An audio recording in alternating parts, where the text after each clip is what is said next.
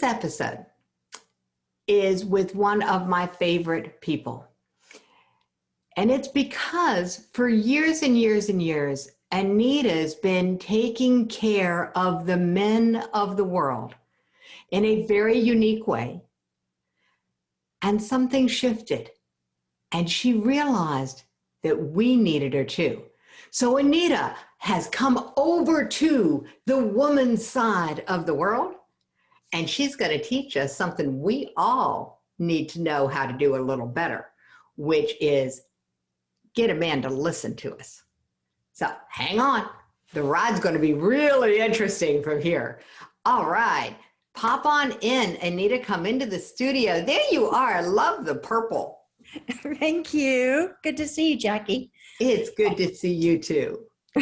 Anita, welcome to the studio. I am so excited to see you here. And we have a lot to share with everyone. You're about to solve the mystery of the ages. I don't know of a woman alive who is not curious about how do we, let's face it, how do we get heard? How do we get men to listen? Yeah, I mean, it's bad enough with our kids, but I don't know. There's something about men and who, yeah. All right, so you're going to give us lots of help, but take us into the world according to Anita. You are so cute. Well, I've worked with over 50,000 men for the last 40 plus years, and I've gotten to know men so well. I used to have a men's clothing store for 36 years, and the men would sit and talk to me for hours if it was slow in the store and tell me everything I didn't even want to know sometimes, but just to let me have the insight on how they think and how they feel and what's important to them. And in addition to that, before I started coaching men, I did hundreds and hundreds of surveys to find out what men think and feel. And so I feel like I'm an expert on men.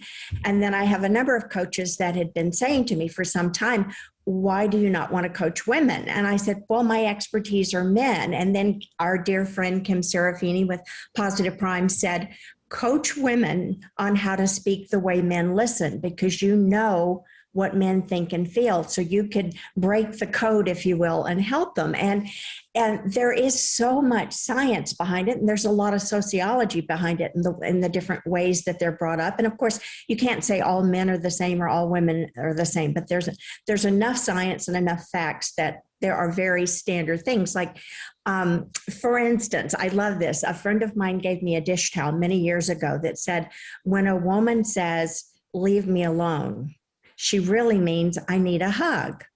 Now, how the heck is a man supposed to figure that out? I mean, we speak oftentimes in hints and clues and long dissertations. And men, you and I are old enough to remember Dragnet, that old show where it was just the facts, ma'am, just the facts, ma'am. But that was a great show. And it talked about how the Dragnet guy just wanted just the facts. He didn't want all the backstory, all the stuff. And we tend to feel that people need more information. Men need more information than they do. And the thing about men is that if they want more information, they'll ask you. And they prefer to get it in short snippet things, get to the point and do that. So whoa. Whoa. I'm going to pause you, and then I'm going to slow you down, and we're going to back up and unpack some of that. Okay. That was like a fire hose. Okay. So, wow. All right. Just even that last little piece. Who knew that watching Dragnet was a lesson in how to talk to a man? They could have gotten a lot more audience share if they had just called it how to talk to a man. Yeah. The power of this. Men want information in short snippets, a little at a time.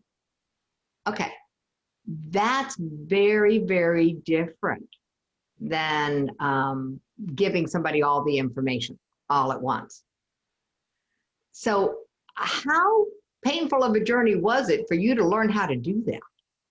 It was a long journey because I got it myself, just little by little by little. After you hear it over and over again, that men would say, I wish this, or I wish this, or I'd love it if my wife or my daughter or my girlfriend, spoke this way, or employees or their boss, whatever the situation.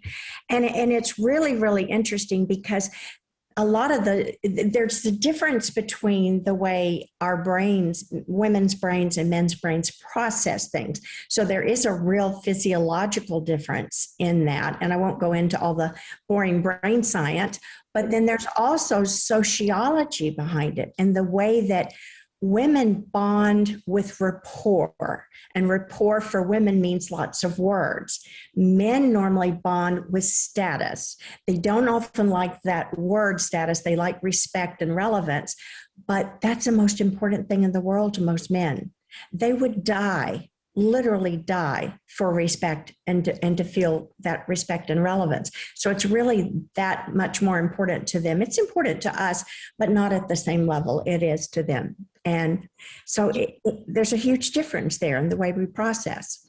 Okay, so if men are looking for respect and relevance, and so that's what they're going to be listening for, what are women looking for? Did you say rapport?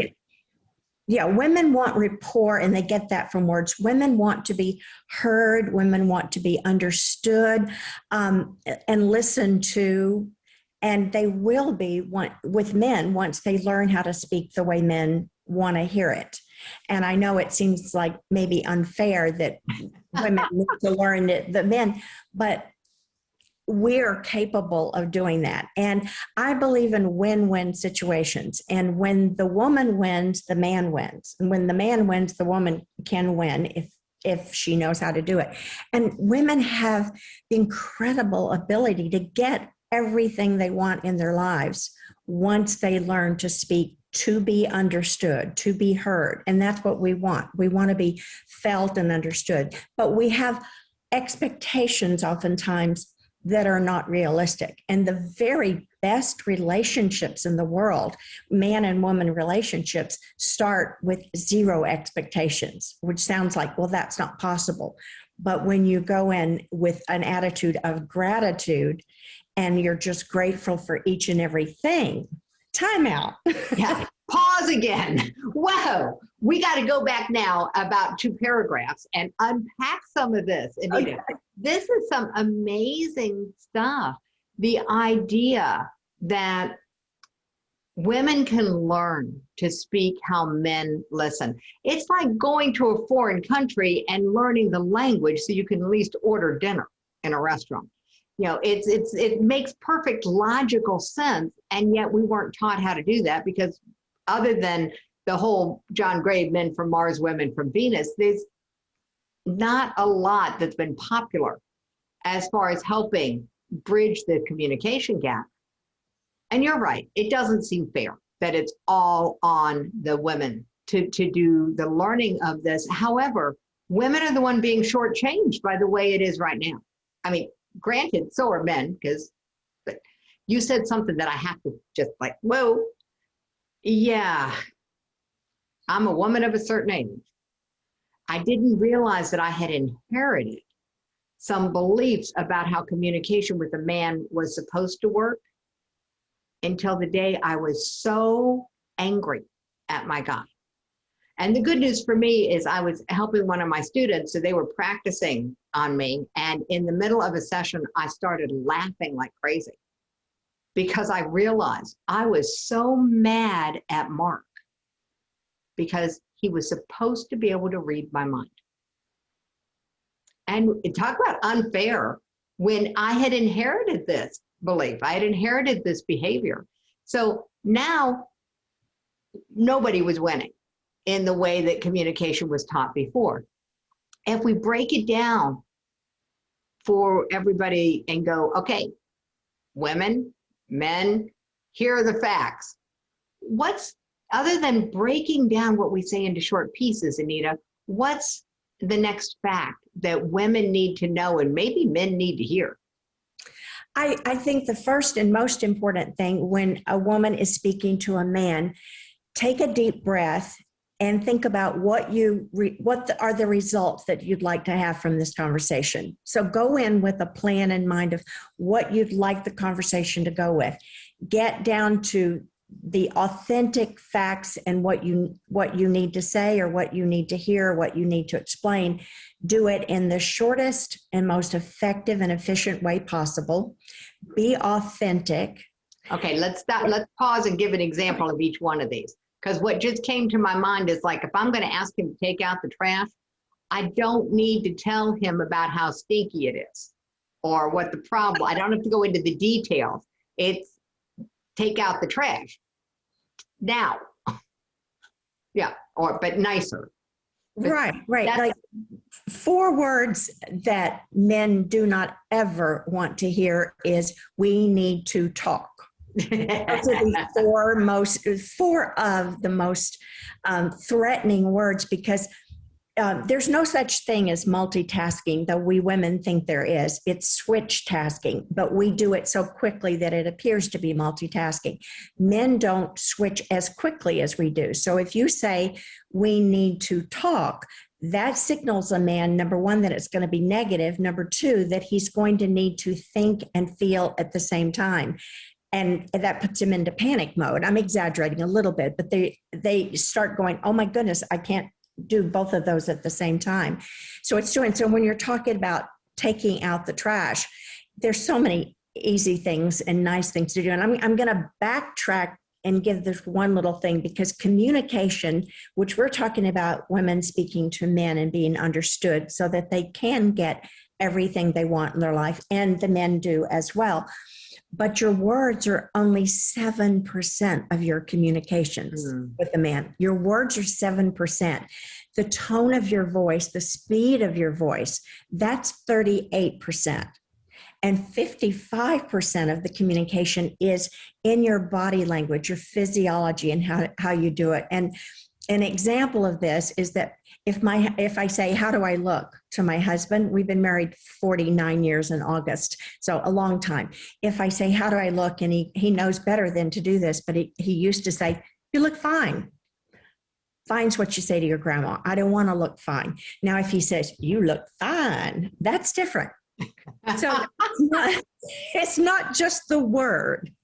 It's how it's said and what his body language is. Did he look at me? Did he engage me? So there's 3 different, ways to look at how to communicate with anyone. So being really kind and clear and watching all 3 of those things, your words, your tone, and your speed of how you're talking, and your body language, your physiology, those things make a huge difference. And it, you know what? It's not just that. It's oftentimes the relationship that the 2 people have and how they take each other. When they know where the other person's heart is, you can get away with doing things not as correctly, because the other person can interpret it once they know you well enough to know that you didn't mean to snap at them, that you were just under a lot of pressure. So my husband and I have, after almost 49 years, he gets me, and he knows that if I do get in a hurry and go, Jim, I need you to do this, that it's not about me criticizing him or doing anything. It's that I'm in a panic mode myself. And so he understands it. So understanding one another is certainly important, but that takes a lot of time. So before the understanding is in place, don't we have to give them context? Oh, absolutely. But in a very minimal way. Say, okay, let's say, okay, if you want to talk to your husband, first of all, timing is really important. Your husband, your boyfriend, your son. Oh my goodness, some of the things I hear with mothers and sons and the women that I coach now, it's ridiculous the way their teenage sons, roll their eyes at them, think that they're worthless. But that can change when they learn how to speak to even those people. So context is important, but to say, to timing, let's go to timing first, because do you remember Rob Becker defending the caveman comedian? He was hysterical. And he used to talk about how man does not watch TV, man becomes the TV. So timing of knowing when the best time is to get your best results. the timing is very important. And instead of saying, we need to talk, say, honey, do you have a second? I need your input on something. That's very non-threatening.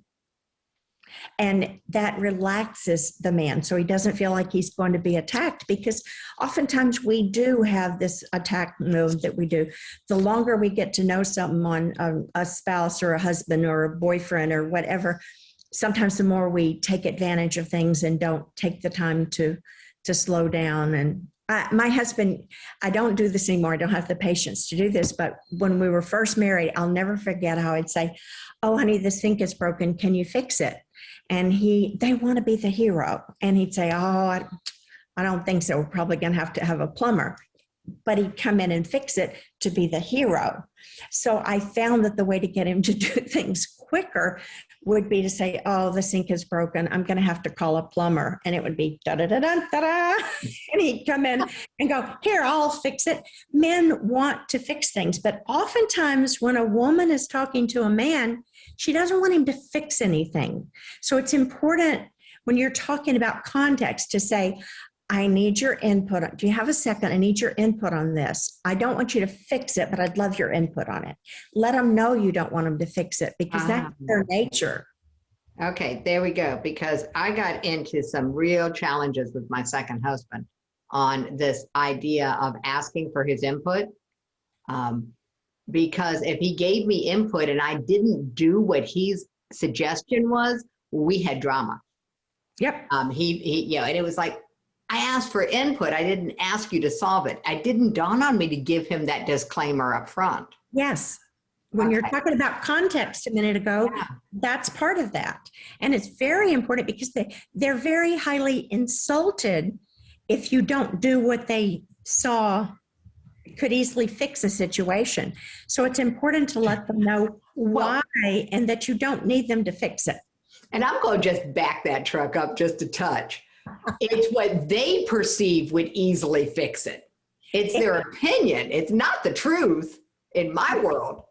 Well, in anyone's world, everyone has perception, and his perception is his reality. Your perception is your reality. So it's the thing. We are the same when it comes to that. Perception is everything. You can't say something is good or something is bad. It's your perception, because nothing is actually good or bad unless you name it. Okay, so now you're working with all of these men. I have to ask, this is like an elephant in the room question. What did your husband of 49 years now, but what was he thinking while you were out working with all of these men? You know what? He's the most secure man on the planet. Never, ever gave it a thought. Thinks it's awesome. Loves that men ask my opinions of things. Love that I get respect from men. Love that. And I share not everything not personal things that men have told me that they wouldn't want told, but my husband's great about all of that. And, he loves the things that I'll share that I tell him that men think and feel. And I will oftentimes say, it never occurred to me that you might feel this way, because I was learning. And he'd say, yeah. So he saw it as an advantage because I understood him better through the process of working with so many men. Oh, there you go. That would be a huge advantage. I'm glad that he saw that. So thank you. I just wanted to clean that up from our brain. All right. So we talked about results. If a woman wants to have a conversation with a man, she needs to know what outcome she wants from the talk, because men are outcome driven. Is that what I'm kind of getting? Yes. Okay. So it's not like we're going to talk about it and not do something. For most men, they want there to be something that gets done or something at the end of, so that's important. But for sometimes I just want to talk things out. I don't necessarily want to have a result other than just to be able to talk something out. Find a girlfriend.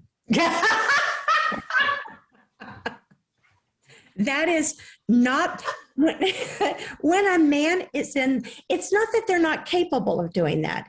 It's not their favorite thing to do. Now, I can't speak for all men. There are exceptions. There are women. I think and act a lot more like a man in my thinking because I've worked with so many men. So I get it. I get them so well. But there are men that think a lot more like women and vice versa. So it really is, for the most part, they don't want a lot of that. Now, and this is what causes so many problems in relationships, is early in a relationship, the man is wanting to perform so badly that he's going to try to second guess everything the woman wants. And if she wants more of that intimate conversation, he's going to do everything he can to do that. But wait. You just said something really amazing, and I want to pause it because you just said that early on in a relationship, a man is trying to second guess and anticipate what a woman wants. They're actually trying to read our minds at the beginning of a relationship. They are trying, but it's such a strain. Probably gives them headaches because they're trying to figure it out, because we send so many mixed signals and do so many things that are hints that they aren't oftentimes capable of picking up on it. I don't mean capable. It's just no. My point was the fact that their behavior changes. It does change, but so does ours. We get used to. I don't care why it changes. We get used to them trying to read our minds, trying to anticipate what you call second guessing. They have trained us to expect that behavior from them, and then they stop. They take it away. It's like changing the rules of the game. It wears them out. Well, I feel sorry for them, but guess what? It's like we're being set up to be unhappy in the relationship. And I know they're not doing it intentionally. They're not doing it intentionally. And that's why I say going in without expectations forms the best relationships. On the other hand, and I play devil's advocate, and I can say things because I'm a woman and I know how women think. I certainly have hundreds of girlfriends over the years, and I know how we think too. And oftentimes, once we think we have the man, not that they don't have us, but once we feel like we have the man of our dreams, we start finding reasons to change them. It's just in our nature to say, if he just took out the trash a little better, or he did this. So yes, they changed the rules of the game, but theirs is changing it by default because they're worn out. We're changing it because we're like, okay, now I have him. I'm going to make him perfect just like I want him to be. Oh, wait a minute. That's also by default. I'm not saying that. You can't lay that women are doing this intentionally. This is how the human brain works. Once all the chemicals start to settle out after we are not in love, then the chemicals start to settle out and we start to perceive things that are not quite perfect, even though they were perfect before. By the way, have you seen that play? The great play. I love you. You're perfect. Now change. Exactly. No, I have not, but I can read between the lines and figure it out. And it really is. And so I can look at relationships, thanks to Kim and telling me how she thought I could be helpful to women, and now have been coaching women for some time. I'm telling you, I love it because I can just, it's like, I was trained, and most of my coaching has been trained to do evocative type coaching. But you know what? That takes a lot of time. What is evocative coaching is where I'm trying to help you figure out what you need to do, what you need to do. And that's the way.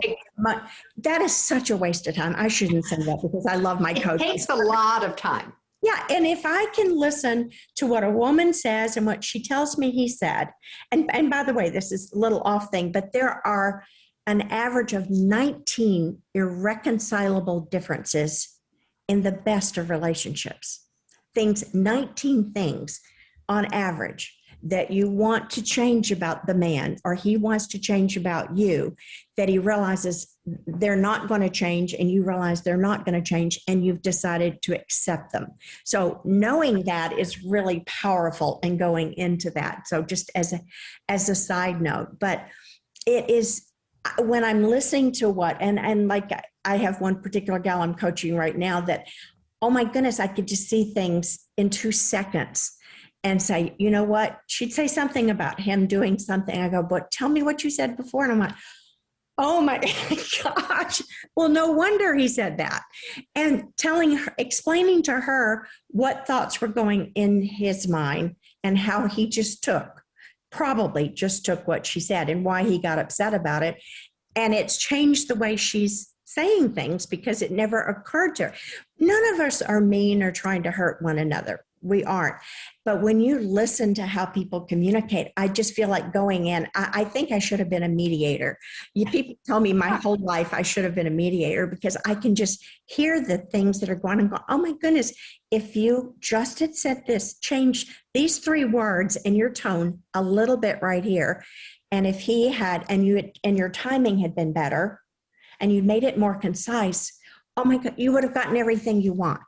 So my ultimate goal in coaching women is to help them get everything they want in their lives. And so I'm really on the side of the women in that thing, but in helping them, I'm also helping the men. So it really works both ways. My coaching men helps them understand women as well. But now my newest thing in the last year has been coaching the women. Well, So I am delighted that you came over on our side because we need all the help we can get. When it comes to talking to a man so that a man will listen, these are the skill sets that could not be passed down from mother to daughter because the mothers didn't know. no. And men don't think they're a mystery, so they can't tell us. Oh. You know? And they really are. But I want to come back to timing for just a second because you alluded to it. And I want to be really precise about it. This concept that a man becomes the television, which means that if he is into something, wait for a commercial break or for him to take a break is what I got from that. Did I get it? Yes, it does take time and effort to do that because I like immediate gratification. I think most of us do. So when I want to know the answer to something, I want to know it now. And you certainly can just barge in and interrupt them if it's important. However, for your best results to get their full attention, because there's one of the surveys I did with women was how many women feel like men don't listen to them. 100% feel that way, that men does. 100%. I had one, this is funny, true story. One person responded when I was saying, what are the, before I was doing my first webinar recently, and I said, what are your biggest challenges with men and communicating with men? And I had a lady that responded to me. She was actually on my webinar. And she said, I don't have any issues in communicating with men at all or any challenges, but I want to be on your webinar. It sounds interesting. And I thought, well, that's not possible. It's not possible. It's not humanly possible to not have challenges and stuff. So I texted her. I said, that's great to hear. I'm glad you'll be on the webinar anyway. And she texted me back and she said, I live in a convent. Yeah. And she really does. She is a nun. And I thought, how funny is that? So she doesn't really have much contact with men. So it really was an interesting thing because it's not possible. And back from, and there's a difference in the way we do it, and having my store that I had forever. I also had a women's store. I had the men's store for 36 years, but I had the women's store for less time, but very, very successful women's store. And in Rob Becker, Defending the Caveman, he was the longest single man show on Broadway. And he talked about how men are hunters and women are gatherers. And I saw this in my store because he did this skit. I saw it many, many years ago. And he said, when a man goes in a store, he goes, me came to kill a suit, me kill a suit, me get out of here. And that's the way men think. When a woman would go into a store, and once again, not all men, not all women, but when the woman would go into the store, she's like, oh, I need to gather all the information. I need to touch and see and feel and try on a lot of things in here. I need sensory thing. When I talked about rapport with people, you need the rapport with the things, with the items, and to build that relationship with them. Oftentimes to not even buy anything, but for somewhat therapy oftentimes, especially women that didn't work. I'd see that happen sometimes. But men would come in and hunt and kill something and get out. Women would gather information. So it was an interesting thing just in the way we shop and the differences in the way we process that. So it's pretty cool. And there's so much that that's all about just understanding it. And this one woman that I'm coaching, well, I finished one coaching session with her, or 1 6-week program with her. She wants to attack some other issues right now, so I'm working with her again. But she was talking about how she was about to get a divorce when we first started working together. And she said, I asked her if she'd put that off until we did our little 6-week thing. And she said, okay, right before our 5th week call, she got on the phone and we were Zooming, and she was crying. And she said, guess what my husband said to me yesterday? And I said, what? She said, after 22 years, you finally get me. And it made her feel so good to have him notice that she gets him. Her boss all of a sudden gave her the lead as a project manager. They'd never done that for a while. They'd never given a woman at that company project lead. So she got a promotion, project lead, a raise. This all happened like in 4 weeks, just from making little switches and changes. But she said her biggest gift of all of this was that her 17-year-old son had not had 2 words to say to her in the last couple of years. He would mostly just roll his eyes at her like she was useless and didn't know anything.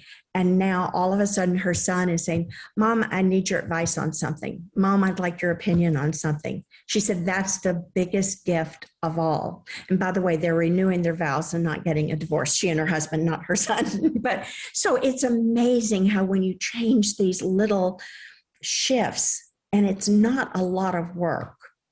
And no, it's not really fair. Nothing in life, no one's ever said life is fair, but it's not fair that we have to put a little more effort into it. But we're also more sensitive and more capable of all the little nuances that you change than most men are. Well, in my household growing up, fair was considered a 4-letter word that started with F, and my children were not allowed to use it. Yeah. So I agree with you there. The reality is that simple things make a huge difference in this arena is what I'm getting from you, that it's not like super, super hard. What I'm wondering, though, is it fair for women to start doing these changes and getting what they want without telling the man what's going on? It's more than fair, because by doing this, yes, the woman gets what she wants, but the man is in heaven getting what he wants as well. It unclutters his life, unstresses his life in such a beautiful way. The men, I have heard from men whose women I have coached, because I have men that I coach that switch me over to coaching their wives and said, will you coach my wife too? So so I know a lot of couples. I have done some couples work as well, which is just crazy, easy and wonderful when they're like, how'd you figure that out? It's like they think I'm really smart. I'm not. I've just learned this. Well, I've done a lot of studying and a lot of coaching and I have a lot of work I've put into this, but also just a lot of real life experiences in it.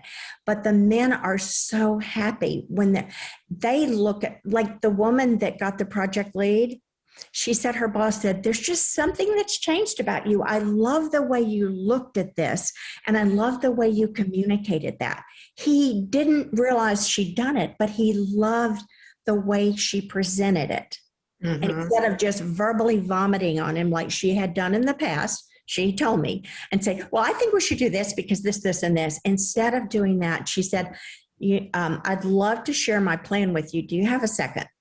I think if we did this, and this, it would give us this, and this. What do you think? He was like, whoa. Because she'd never talked to him like that. But that's why no woman had ever gotten project leads, because they didn't communicate in a way that was easy for the man to do it.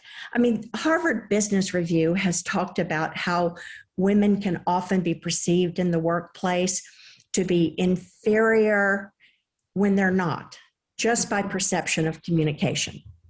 And they can be very superior, but they can also be threatening, to the men.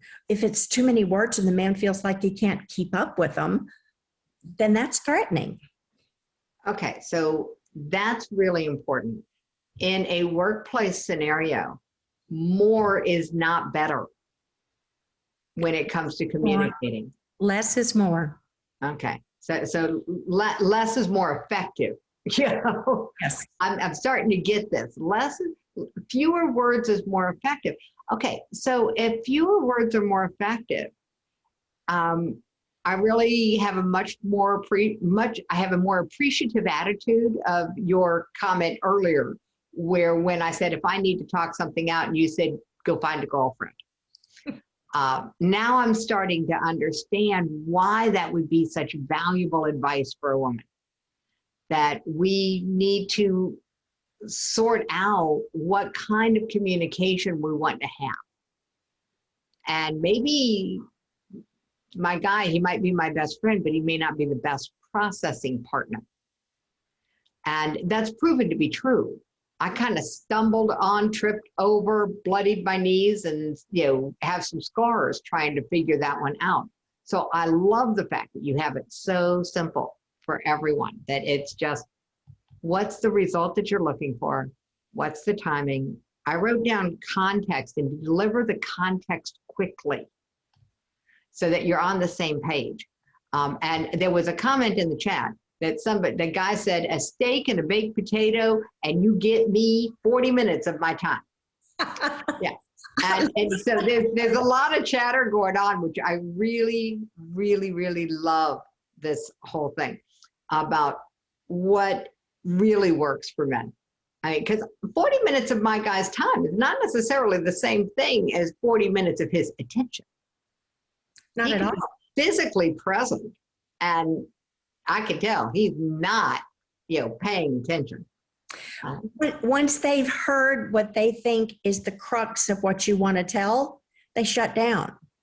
And it's not because it's you. It's that, okay, I got the information I need. I have what I need. And so everything else is just fluff in their opinion. And the fact is, your most important thing you wanted to get across might be toward the end of what your dissertation is. You lost that opportunity. So that to him because there's a reordering of the information. Yes. Yeah, getting to the point. If he's open to more conversation, you'll know it, sense it out, feel it out. And maybe he does want to talk more about things. Maybe he has more input and maybe he has more ideas for you to help you with whatever your challenge is, if you have one, or whatever you're wanting to talk out. Okay, but that's really important. That's really important. All right, so I love this concept that it could be so simple. In writing school, they say, don't bury the lead. Don't hide the headline. Don't hide the important piece of information. I hadn't thought about applying that to a conversation with my guy. Yeah. No, I love that. I have heard that, but it's been so long ago I'd forgotten it. But I love that. Don't bury the lead. I have to use that. May I borrow that? I didn't create it. I got it out of a marketing book. Yeah. Because the exercise for students was, here's all the information. There's a board meeting, all the teachers and the principals, everybody's going to have to attend on next Thursday. Write an article about this for and give it a headline. And that was the writing assignment. And the kids wrote, these things about how important this was and whatever. And when he got all these papers back, he says, not one of you got the headline right. And they're like, what? The headline was, school will be closed on Thursday. What's important to your audience? What's the headline?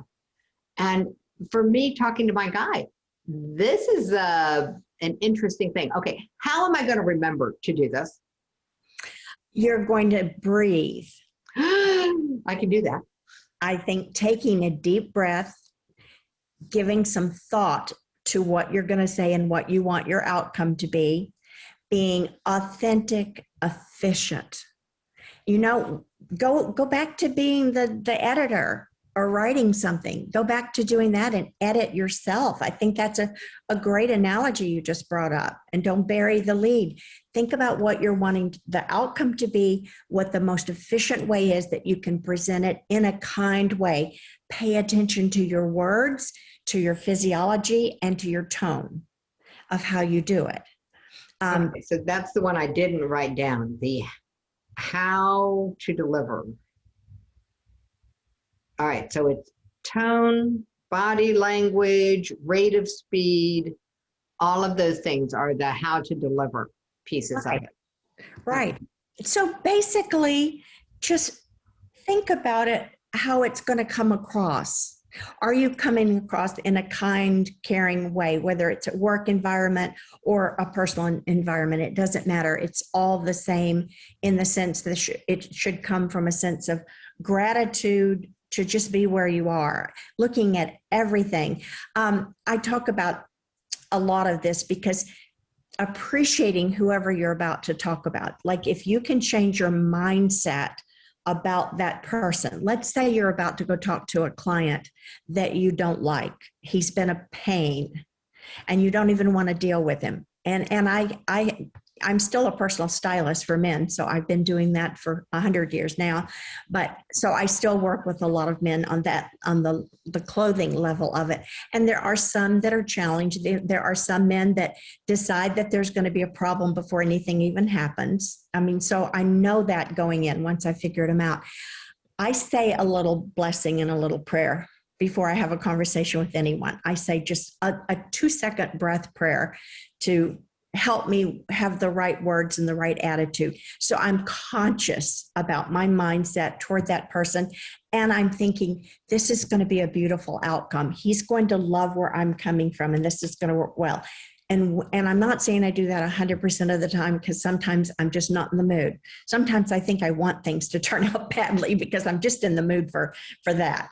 But when I do take the time to do that, everything in that conversation, it's disarming. Like I was talking about Dee Terrell's smile, that has a huge impact when you go in with a genuine smile and you're really being a caring human being. You cannot, if you're coming from a state of gratitude and joy within yourself of who you are as a human being, you can't be angry. You can't be both. You can't have those two things happening at the same time.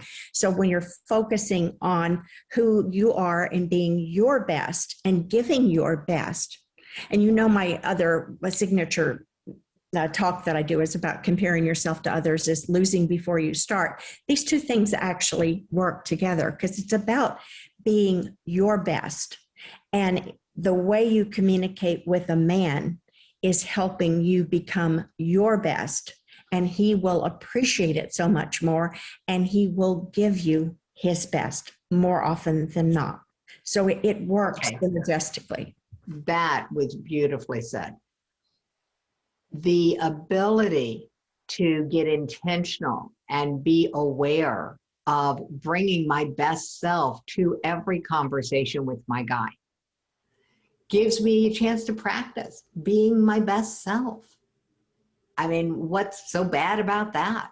You know, there's nothing I can imagine that would be more useful to me than to actually have a conscious practice of showing up as my best self in my conversations with the person who's the most important in my life next to me. So I'm starting to understand the value of this from the man's point of view, because we are not taught this growing up, Anita. I mean, we're not taught how to start a conversation, how to be in a conversation. We aren't taught any of it. We just catch it from what our parents do. And my parents, unlike you and your husband, my parents split up when I was in kindergarten. It's not an example. There were no role models of how men and women talk to each other with ways that bring in this aspect of respect, of showing up as your best self. The default is just to show up however I am in the moment, and that would be good enough because this is who I am. What you're saying is a little different, that maybe we can stop settling for showing up good enough and practice showing up as our best selves. good is the enemy of great in everything. And so showing up to be good enough is not good enough. You're shortchanging yourself and you're shortchanging everyone you have communication with. So that's not the way you want to be. This is an area, I'm getting it. I mean, this is an area where good enough isn't. If you're not getting everything that you want out of all of your relationships, both at home, at work, kids, whatever, then good enough clearly is not good enough. So I love having this step up piece of show up as my best self in every conversation. Sounds exhausting. You know, it is. Like, I just realized what I said. I'm like, wow, I'm tired already. I actually need a nap already. I mean, I get it. No, for real. It is exhausting initially, but just in anything that becomes a habit. You know, you hear the thing about it takes 21 days to create a new habit. It's actually like 6 months to really work on something. But as you give yourself credit and you feel good, like, wow, I didn't expect that conversation to go so well. I didn't expect that client to buy so much. I didn't expect this. You're like, wow, this stuff works. And this plays into it a little bit. Warren Buffett has done a lot of human studies on people, and he talks about, do you have an inner scorecard or an outer scorecard inside you? And this is really critical in making everything better in your life. And a good way to say that is, okay, Jackie, would you like to be the best parent in the world and have everyone think you're the worst? Or would you rather be the worst parent in the world and have everyone think you're the best? Ooh, boy, now that's an either or concept that clarifies. An inner scorecard means that I choose to be the best and I don't care what anybody else thinks I am. And the outer scorecard is, I care what everybody else thinks I am more than I care how I show up. Yes. And once you really hone in on that and work on your inner scorecard and going, I know that when I'm being my best, and you know, this plays into everything that you're talking about today and tomorrow, but what you can never outperform your own self-image. So how you feel about yourself is oftentimes the way others will feel about you as well. Yeah. And it's how we treat ourselves, and what we tolerate teaches other people how to treat us. And that is so true.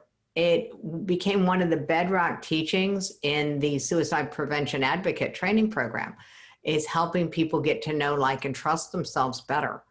And that was really key, a real key concept. Now I'm going to just bring it up because you have a great gift for everyone. And this is the time for them to know about it. So Katie's going to pop it into, there it is. Look at that magic. Okay. So top five comparison busters and confidence boosters. And this idea of comparison informs by that outer scorecard you were just talking about. Yes. Yeah. So that's perfect. What a great gift. So I really, really love the fact that you were able to bring that and to give that, Anita. That's just amazing. And I just thank you so much for creating that. I am happy to do that and happy to help in any way that I can. I love what I do. So I love seeing people. I love results. I love seeing people get results and seeing people figure out things and go, wow, this was such an easy little change to make, and it has impacted my life. Understanding that doing this will help women make more money, have better relationships, and have more fun, and have the life they want to have. So it's not just a little fun thing to talk about, speaking the way men listen. It impacts every area of your life, even your health, because 5 minutes of being angry at someone affects the physiology of your body for 5 hours. So when you start seeing all the impact of the negative conversations and stuff, what it does to you, you start making a difference. You are willing to do some of the exhausting work, as you mentioned before, when we both need a nap from this. You're willing to do that because it's so powerful. It's so powerful. Oh yeah, absolutely. Results rule for in my brain. If you know the inch by inch thing is not my style. So I want to see results right out of the gate. That's why I never became a coach. I became a consultant, and I do things that move fast because that's what my brain requires.